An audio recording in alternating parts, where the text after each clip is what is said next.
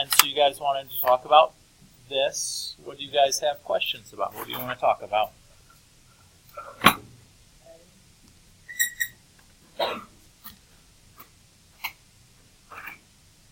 Okay. So to describe the transformation, the first thing you need to do is identify the values of A, C, H, and K. What's the value for A here? Okay. What's my value for C? -1. What's our value for H? 0. And what's our value for K? 0. Okay. So now I'll make my list. There's 6 possible transformations. We like to list them in order. So the first one has to do with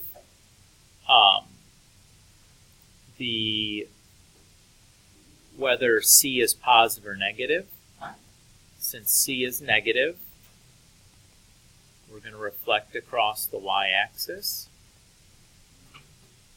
The second one has to do with the magnitude of C. Since the magnitude of C is just 1, that doesn't do anything. If it was greater than 1, you'd have a horizontal stretch. If it was less than 1, you'd have a horizontal shrink. That's what we mean by magnitude. Yeah, same thing. Don't you just write 1? Okay. For 3, we care about the sign of A. Since A is positive, nothing happens. If it was negative, you'd have a reflection across the x-axis. For 4, we care about the magnitude of A. Since the magnitude of A is greater than 1, we have a vertical stretch. And then for 5, we care about the H. Since H is 0, nothing happens. If H was negative, we'd be going left that much. If it was positive, we'd be going right that much. And then for 6, we care about the K. Since K is 0, nothing happens. If K was positive, you'd be going up by that much. And if it was negative, you'd be going down by that much. So that's really all you have to do for each one of these. Yes, Caitlin. I think I'm done with this. This paper on the test. We'll talk about what you're given on the test here in a minute, okay? Let's worry about going through these problems first, and we'll talk about the test afterwards. Matthew? 2A. Is everybody happy with this section of things? What's the only tricky situation that can happen in here? Is something like this, where you have to do some factoring first. So here A is 1, C is 1/3. Remember, C is the reciprocal, and H is 4/3, and K is 2. Similar for F and whatnot, okay? Is that you have to make sure that the inside part there is factored. Okay, so that's the only tricky thing that can kind of happen here is you get sneaked on something like that. Yes. Okay. Zach? So for you on this, would it be a horizontal strength of 1/3? Correct. Okay. Yes. Yeah, so that would be 2 is what you'd write there.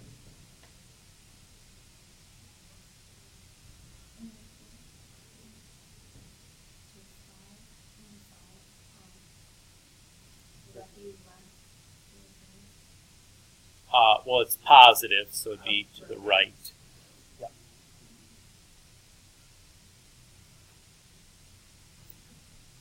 All right. So, Matt, you had said you want to talk about this one. Okay. So, I'm going to start by listing my values for A, C, H, and K. So, what's our value for A? 2. What's our value for C? 1, you mean? What's our value for H? positive pi over 2. And our value for k is 0. Everybody's okay there? I'm now going to write my transformation map.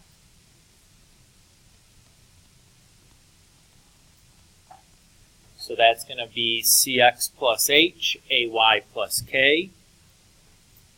So for our specific values, for c and h and a and k, I'm going to have x plus pi over 2 and then 2y.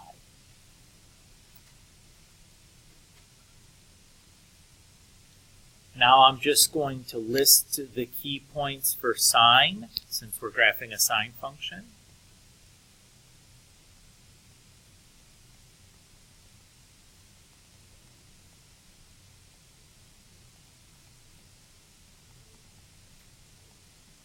And perform that transformation on each of those key points.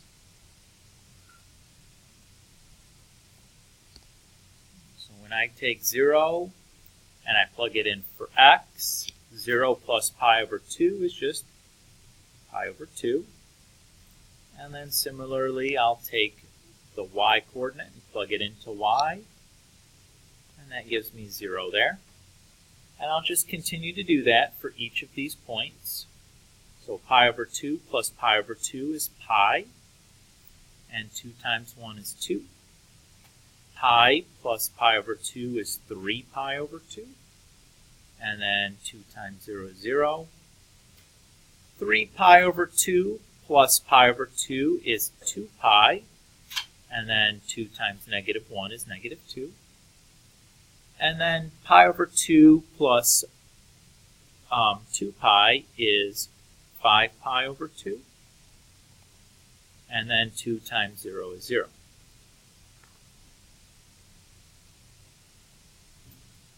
So now I'm going to go ahead and plot my graph. So we have the point pi over 2, 0, pi 2, 3 pi over 2, 0, 2 pi negative 2, and 5 pi over 2, 0.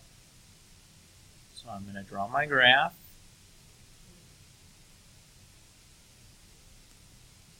And now I'm going to continue kind of the pattern to extend my graph. So from 5 pi over 2, 0, the next point would be a maximum, and then back to the midline, and then a minimum.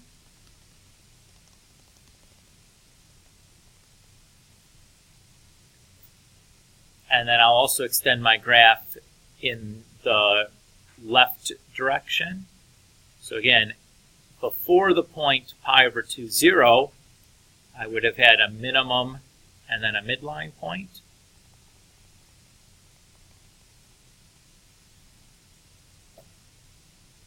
So that's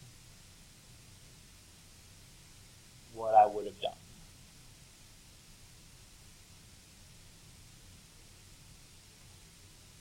Is that okay there, Matt?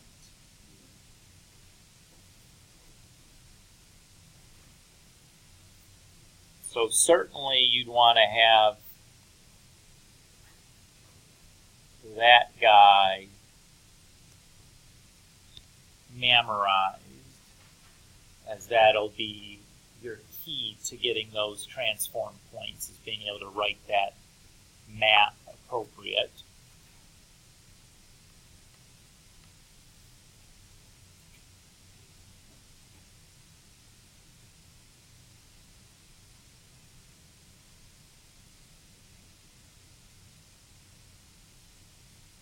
What else did we want to talk about?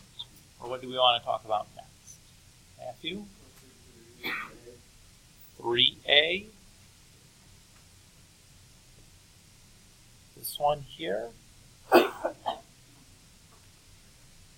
Alright, so I'll start the exact same way by listing my values for a, c, h, and k. What's my value for a? What's my value for c? 1/2. Remember, the c is the reciprocal of that coefficient. It's my value for h, 0, and my value for k. So just like before, I'm going to write my transformation map. So I'm going to have 1/2 x, and then negative y plus 1. And this time, since I'm graphing a cosine function, I'm going to write my key points for cosine.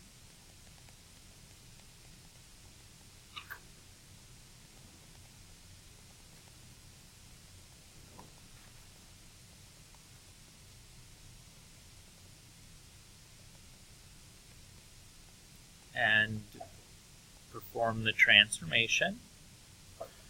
So 1/2 times 0 is 0, and then negative 1 plus 1 is 0. 1/2 times pi over 2 is pi over 4, and 0 plus 1 is 1. Pi times 1/2 is pi over 2, and then negative of a negative is positive, so 1 plus 1 is 2. 3 pi over 2 times 1/2 is 3 pi over 4, and then 0 plus 1 is 1, and then 2 times 1/2 is pi, and negative 1 plus 1 is 0.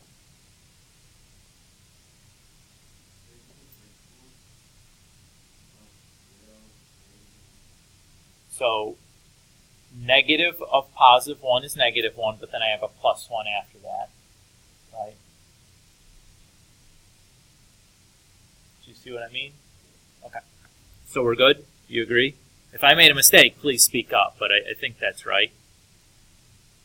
So I have 0, 0, pi over 4, 1, pi over 2, 2, 3 pi over 4, 1, and then pi 0. I'm going to have that. And then I'm going to extend my graph. So I'm going to extend to the left. I'll go back to the midline. I'm going to extend right. I'll have midline, max, midline, min.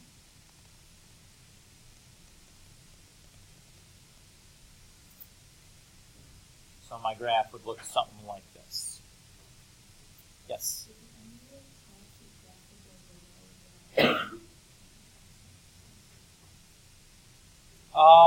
Probably not just by looking at it and thinking. You'd have to think about it pretty hard. But the K will give you a good indication of because that's translating up or down.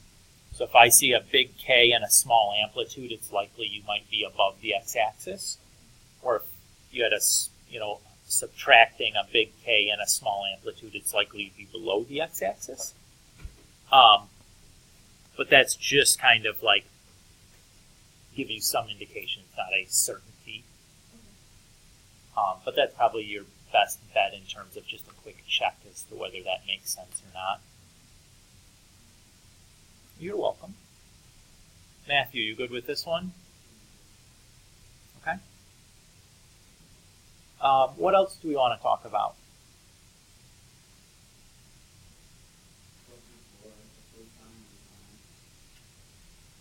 Question 4.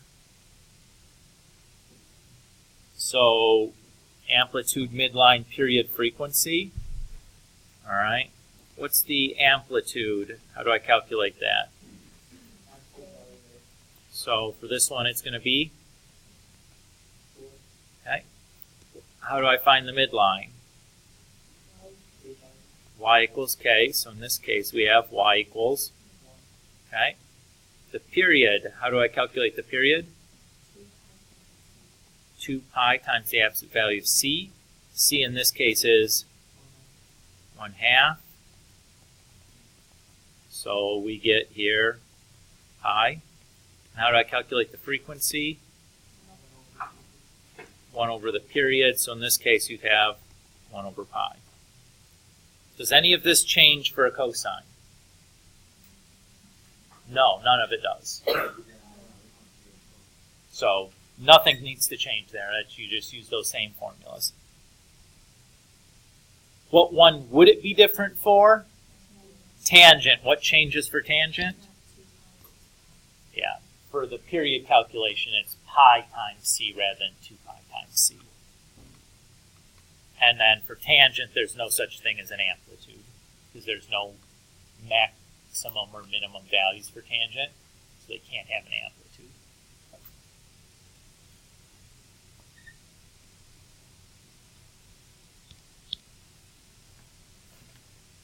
We happy on this page then? That shouldn't have been too bad, right? Okay. What's next?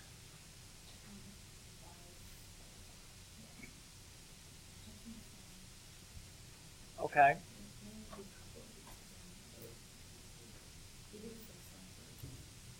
Yep. First question I'm going to ask is, which trig function do you want to use here, sine or cosine? I would use sine. Why would we use sine? Yeah, because we don't know anything about this point 4, -3. We're not told if it's a maximum or minimum or anything. So we'll pick it to be a midline point, which tells us then h is 4 and k is -3.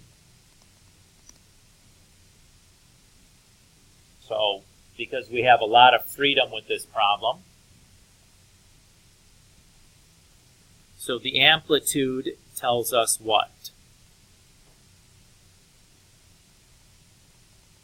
The amplitude is the absolute value of A, and because we don't know anything about this point here, we can just assume that A can be whatever sign we want it to be. I don't know why you'd pick it to be negative. I'm going to choose it to be positive. And the period we're going to use to get the value for C out of this. So if I divide both sides by 2 pi, I get C is equal to 2. And again, I have the freedom to choose C to be whatever sign I want, so I'm going to choose it to be positive. So when I put this all back together again, I have y equals a times sine 1 over c x minus h plus k. So I have y equals 6 times sine 1/2 x minus 4 minus 3. There are other possible answers you could have given for this that would be acceptable. This is the easiest one to get. My encouragement on a problem like this would be to do it the easiest way possible.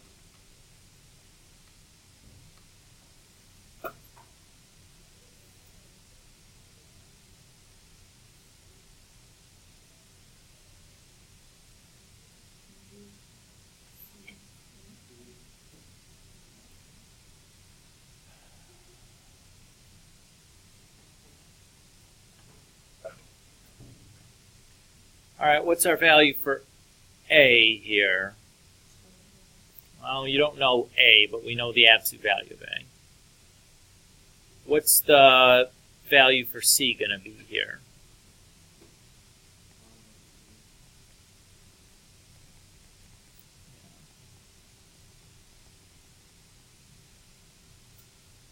Okay. And then what kind of trig function should I be using here, sine or cosine? Cosine. Why cosine? Yep. Since we're talking about a maximum, we should use cosine. So, the parent function for cosine has a maximum point at 0, 1. Our transform function is going to have this maximum point at 4 pi -2. So I know to go from parent function to transform function, I can do cx plus h, ay plus k. What I'm going to do now is solve for h and k using this relationship. So I know that my c is 5 over 2. And I'm going to be multiplying it by the x-coordinate of the parent function plus h should give me the x-coordinate of my transformed function. Well, that just tells me h is 4 pi. Now, similarly, I'll do the same thing for the y's. So I'm going to have a, which is 2. How did I know it's positive 2 and not negative 2? It's given to me in the problem? Well, 5 over 2 times 0 is 0, and 0 plus h is h.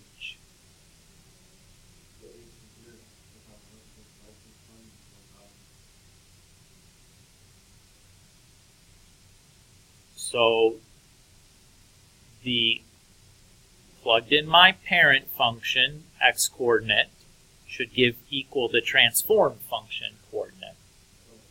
Right? Just like we did when we're graphing.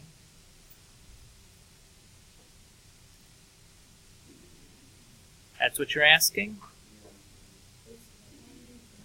So how did we know that a was positive 2?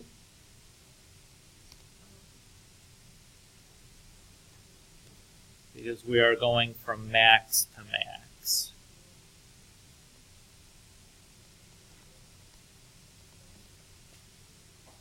So doing the same thing.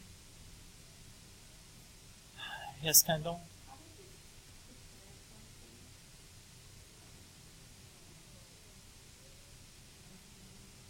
So that's like the key point stuff. So like the graph of cosine looks like this. So here's a maximum point at 0, 1.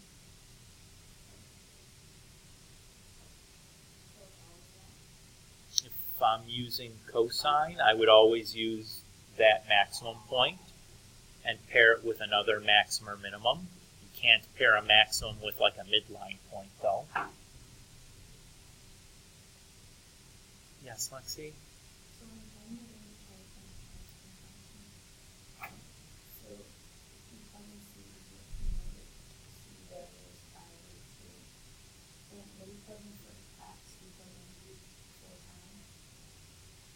No, I plugged in the x-coordinate from the parent function. No, because that equals then the x-coordinate from the transform function. All we're doing is the same thing that we did when we graphed, right? So we have this and this. What we're trying to do is find out the stuff in my map. So I'm just working backwards.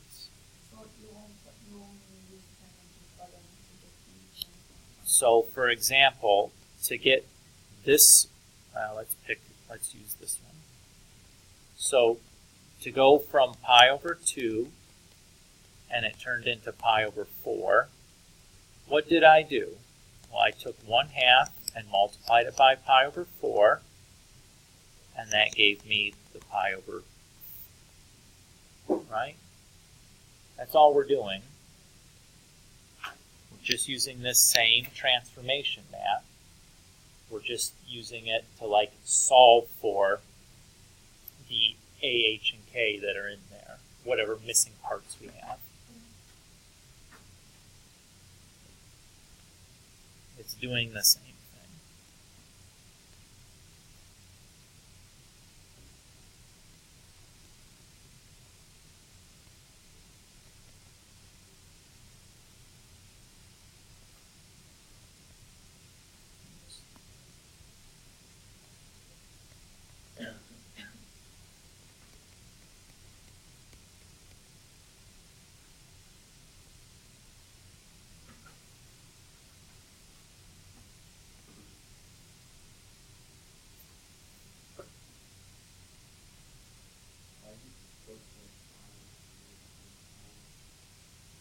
The coefficient is 1 over c.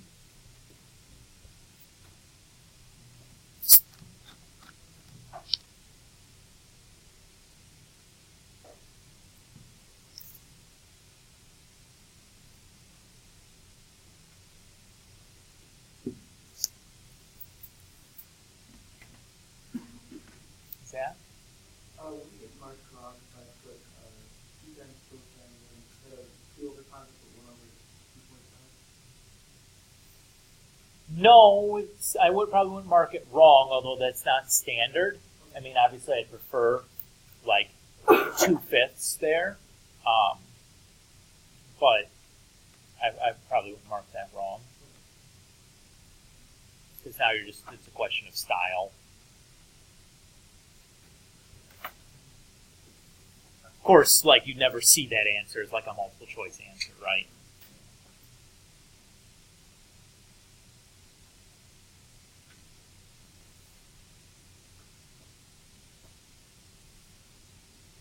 So to do C, I'm going to do this a little bit differently than I did A or B, right? Because I'm given decidedly different information. Everybody can see that? Okay. Let's start by calculating the value for the midline, the K. How do I calculate the value of K? What's the formula? Y max plus Y min divided by 2. Remember, the midline is like the average value. So how do I take an average? Like I add the two things up and divide by 2. Everybody's okay with that? Now let's calculate the amplitude. What's the formula we use to calculate an amplitude?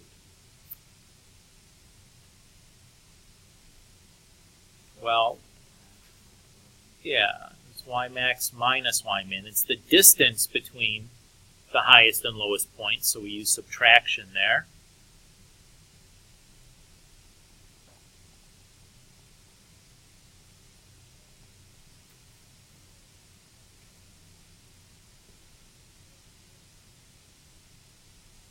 Everybody's okay with that?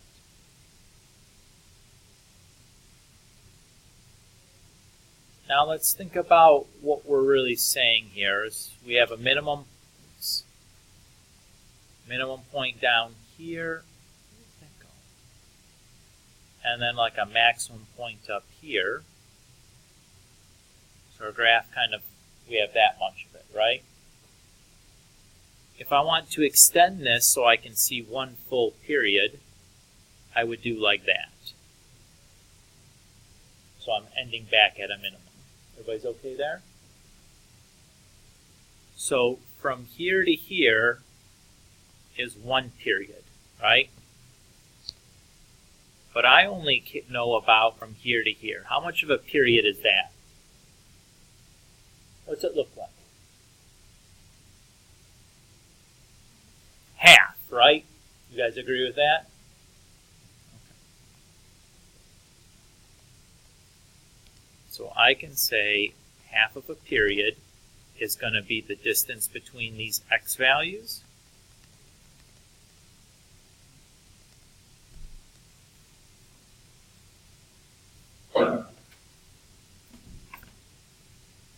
But I don't care about half a period. I want to know about the whole period. So to get a whole period, I'll just multiply both sides by 2.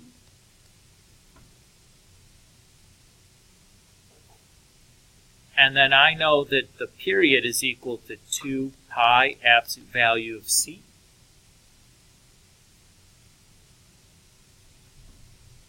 One period is equal to 2 pi absolute value c. So if I divide both sides by 2 pi,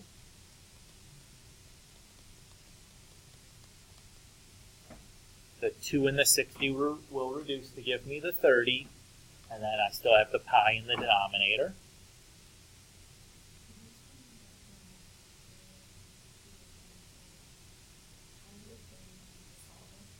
(24 minus a negative 6 is 24 plus 6, which is 30.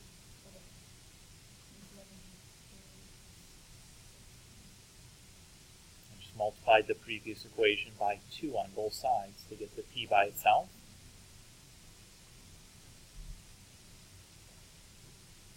All right. we have two things left to do. We need to figure out the signs for A and C, and then figure out the value for H. Which trig function should I be using in this situation? Sine or cosine? Cosine. Why cosine? Yeah, I just know about mins and maxes. So our parent function is cosine. It has a maximum at the point 0, 1. Our transform function, now we need to make a decision of using either the minimum or the maximum. As long as you're using an extreme to go with the maximum, it's okay. You could use either one. So I'm just going to use the one that's listed first. Let's say the minimum, which is at -6, -12. First observation that I'm going to make, notice that these guys are not the same. They're opposite. That tells me that my A is negative.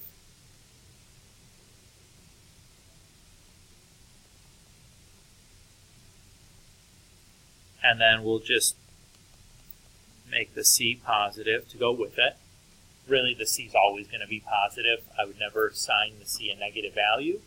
There's problems that you could list a negative C as an answer and have it be correct, but I don't know that you really ever would want to. You can always take care of that negative sign elsewhere, and I think it makes life a little bit easier to just always make that C positive, which is what I would do if I were in your shoes.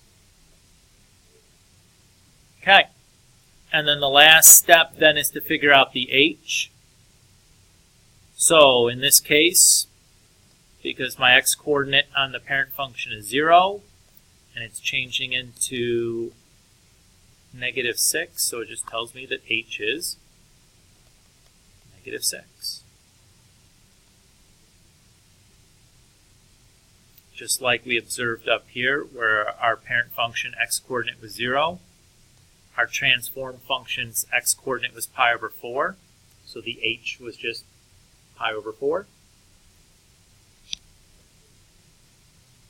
So if I put this stuff all together, I have -10 cosine of pi/30. X minus a negative is a positive 6, and then -2.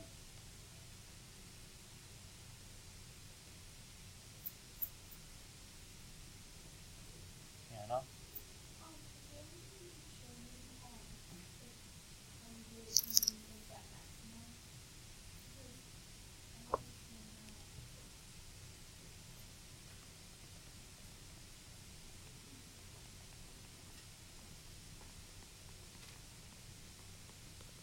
If you use the maximum, you'd have this.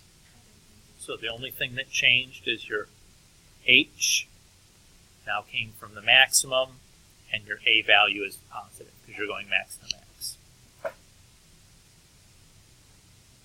Either answer is fine.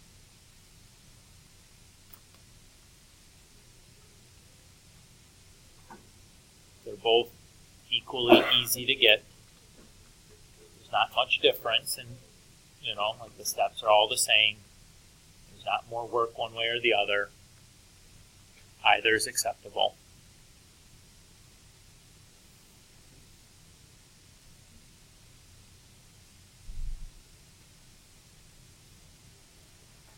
Okay, for the next one, what do you want to do here?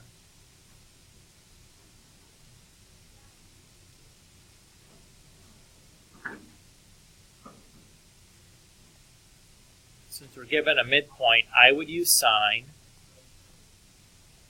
because immediately that tells me the H is 7 and the K is 2.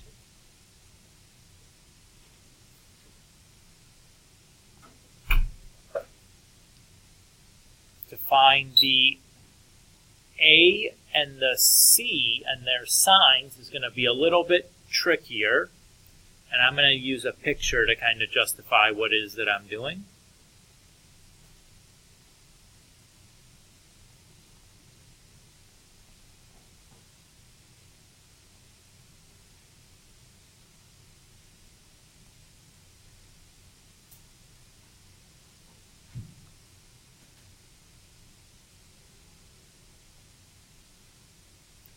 there's what I know.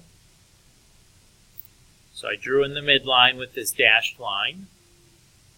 Does anybody remember the definition for amplitude?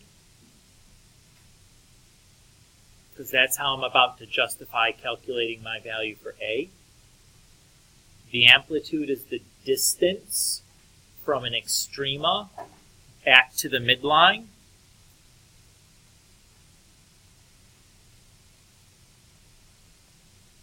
So that is my A. So if I'm going from negative 13 up to 2, how far is that? That's 15 units, right?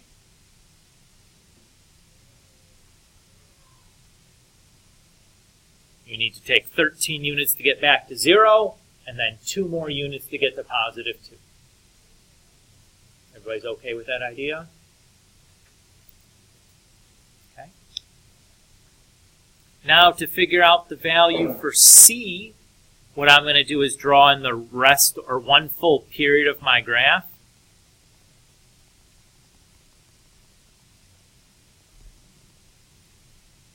So that would be one full period.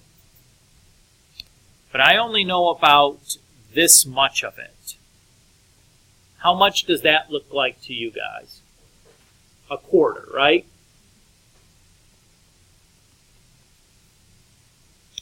So I'm going to say that 1/4 of the period is going to be the difference in the x coordinates.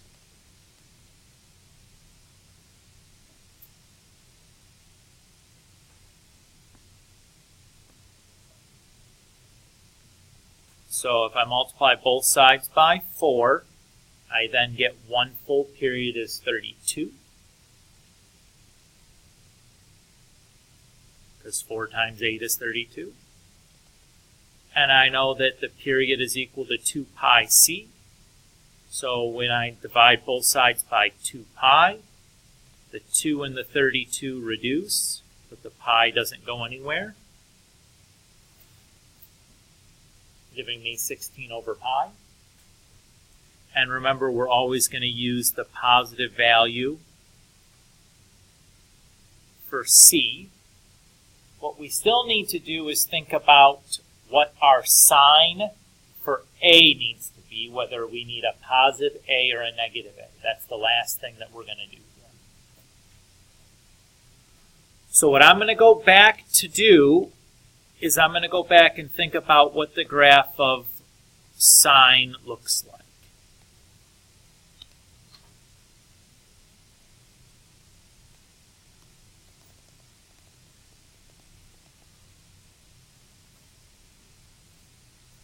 So sine x looks like this, right?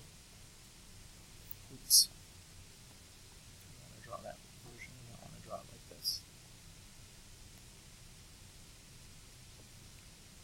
And what we're saying is we're saying this point here is going to be equivalent to this point here. That's how we did our mapping. Look at the way that the humps are located here when we compare the two. Are those humps in the same order? No. They appear to be opposites. What does that tell you about the sign for A? It needs to be negative.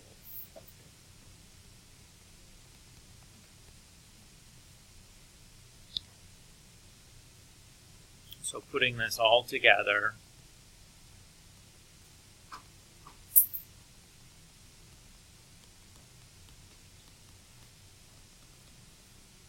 I get that.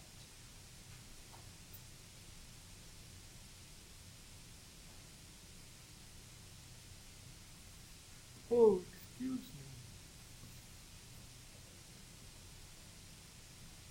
Could you have done this with cosine just as easily? Yeah. What's the advantage of using cosine? It's a lot easier to tell whether that A needs to be positive or negative.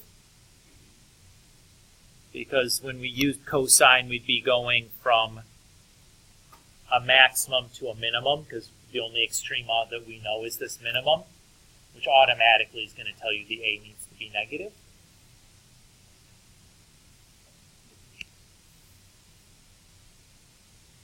What next? We did all of those.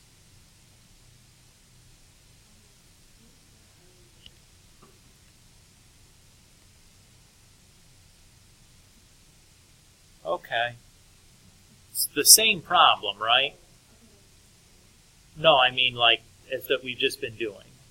In fact, this should be an easier version of the problem because you're given more information. Because we're going to look at the graph to kind of pick the same information out that we had before. So, for example, I would start by finding the midline, which is this right here. You guys agree that that divides it into 2 equal halves? That is the line y equals 1. So that tells me that k is 1. I know the a is the distance from the extrema to the midline. How many units is that? So I know that absolute value of a is 2. I know a period is going to go from like minimum to minimum, right? So if I go 5 over 2 minus pi over 2, I get that my period is 2 pi. So I know that c is 1.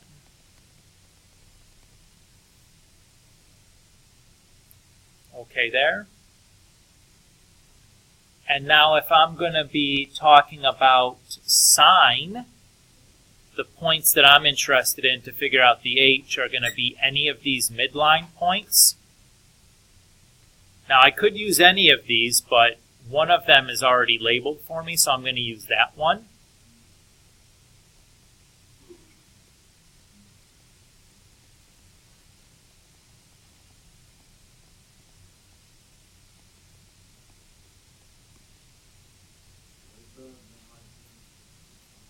What? 0, 0? Is that what you're asking, what the coordinate was?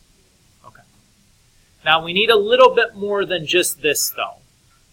So if I think about my graph of sine, it looks like this. So if I'm talking about this midline point of 0, 0, which is the one that we're interested in, preceding that midline point, the graph has a down hump, and after that midline point, it has an up hump. If I compare that to the midline point that I'm interested in, preceding that has a down hump, and following that midline point has an up hump, what do you notice about the directions of those humps? They're the same. So what does that tell you about A? It's positive. And then if I'm going from 0 to pi, that tells me the h is just pi. So my final answer then would be y equals 2 sine of x minus pi plus 1.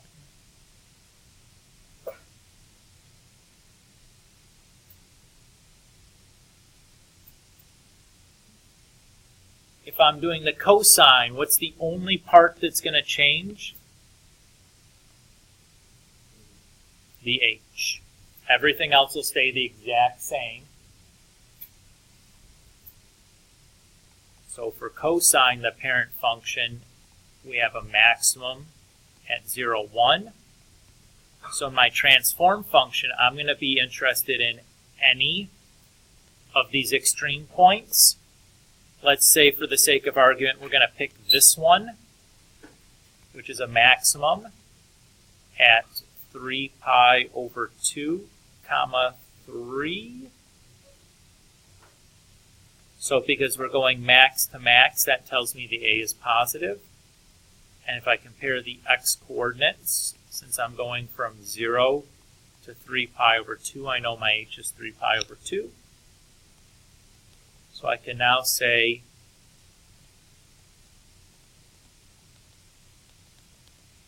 the equation for cosine would be y equals 2 cosine of x minus 3 pi over 2 plus 1.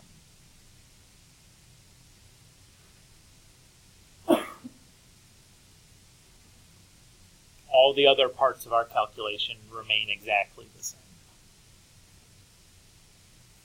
So these ones, when you're given the graph, should be easier than ones where you're given it in words, because you're given way more information than you are when the graph is in words, right?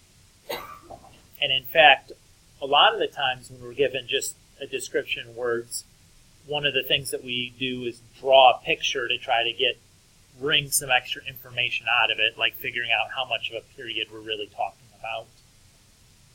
And we don't have to do that for these kinds of problems, because we're given the full picture, which is nice, right? What next?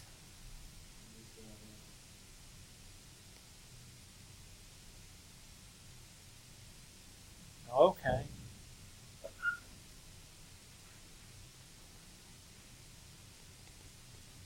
So the first thing I'm going to do is I need to make sure I factored that inside part, because it's actually hiding from me the true values for h. So here I see a is 1, c is 2, the reciprocal, h is actually pi, and k is 1. So I'll write my transformation map. So I have 2x plus pi, y plus 1.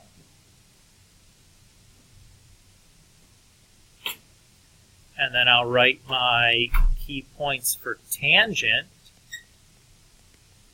Negative pi over 2 undefined, negative pi over 4, negative 1, 0, 0, pi over 4, positive 1, and pi over 2 undefined.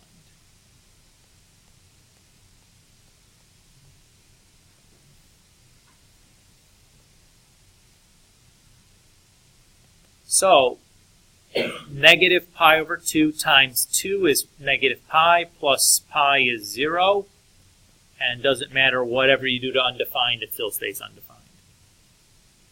2 times negative pi over 4 is negative pi, and then plus pi is pi over 2, and then negative 1 plus 1 is 0.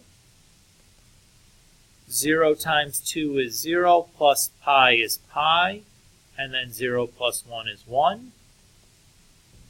And then 2 times pi over 4 is pi over half, plus another pi is 3 pi over 2.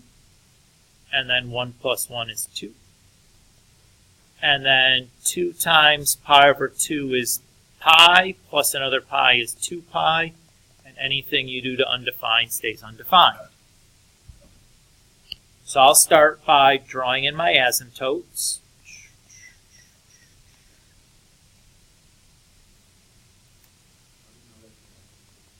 That's where the things are undefined at. So I have 0 undefined and 2 pi undefined.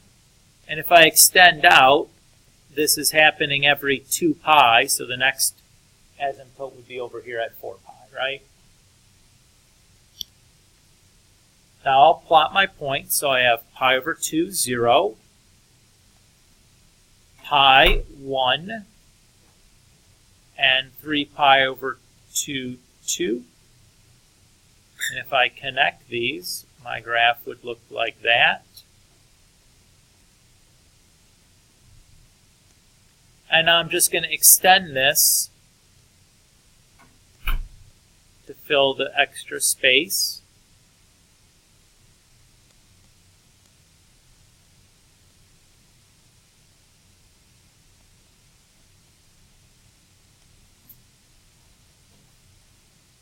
And that's that.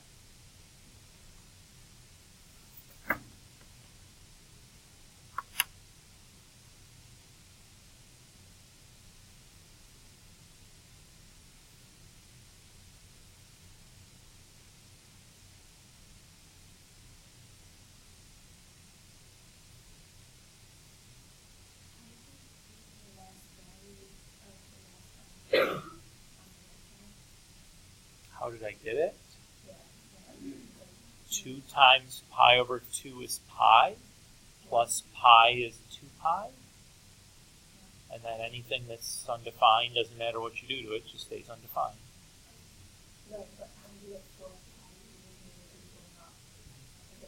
Well, I just found a pattern, right? These were 2 pi apart, so those have to be 2 pi apart.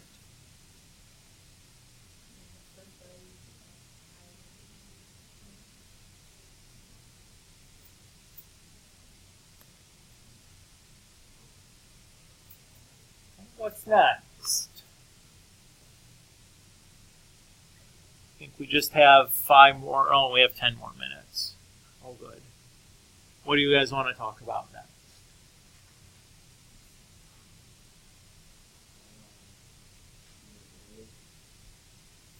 Number 8.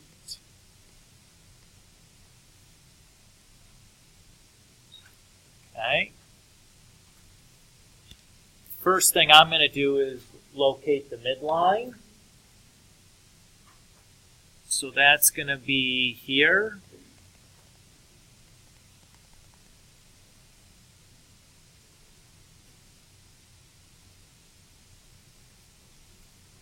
So remember what we did to find the value for A is I looked at the segment from a midline point to the asymptote.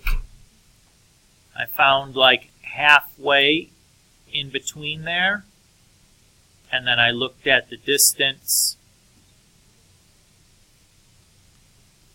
from that midpoint to the graph.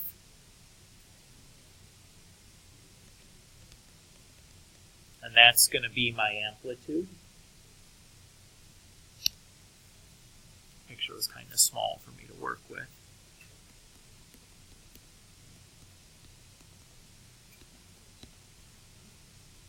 Next, I'm going to calculate my period. So that's easy to do for these graphs. I'm just going to count from asymptote to asymptote. So the distance between pi or negative pi over 4 and positive pi over 4 is just pi over 2.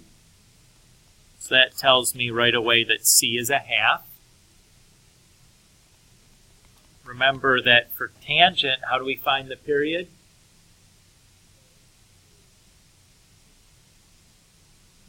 Pi times C. So pi times a half is pi over 2, right? Matthew?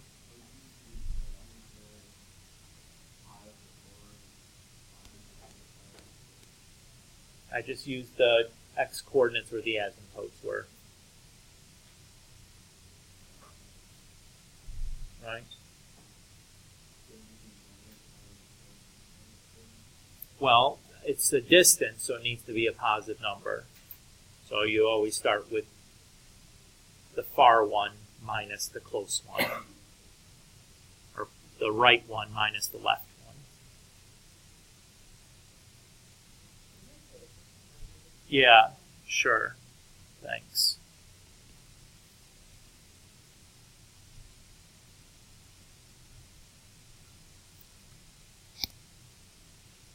All right.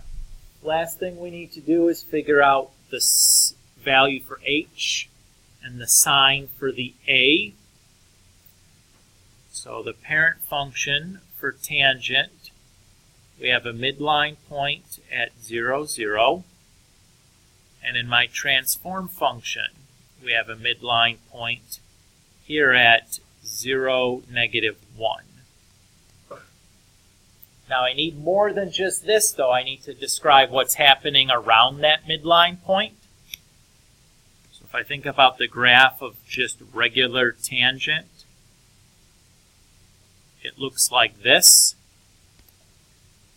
So before my midline point, the graph points down, and after the midline point, the graph points up.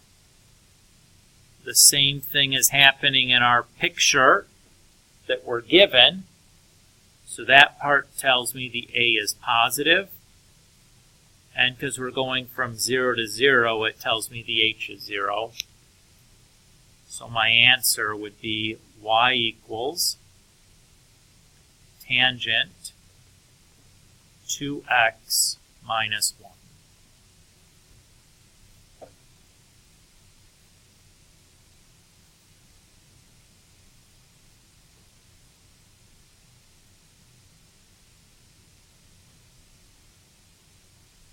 think we've done at least one of every single type here, right?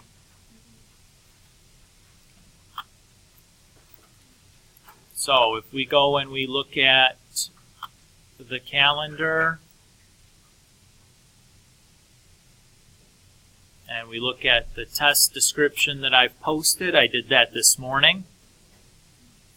There's going to be one question where you need to describe the transformation words. I'll give you some hints as to what letters do what. There's going to be one question where I ask you to list the amplitude, period, midline, and frequency for a function. One problem where I ask you to construct a sinusoid from the given information. That's like a word problem. One question where I ask you to construct a sinusoid from a given graph.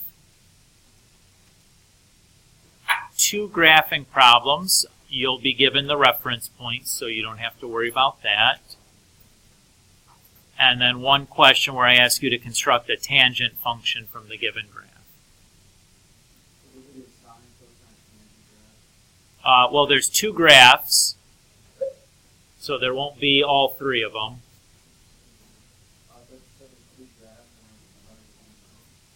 Well, you're writing the construct a tangent function from its graph, is what I said there, so we're not graphing.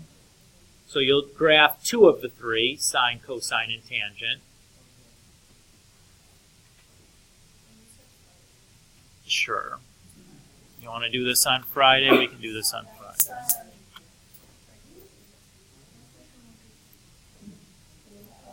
Not really sure why you want to do that, but heck, I don't care.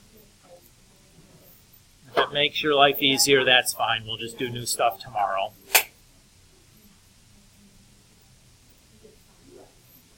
Everybody okay? Feel a bit better?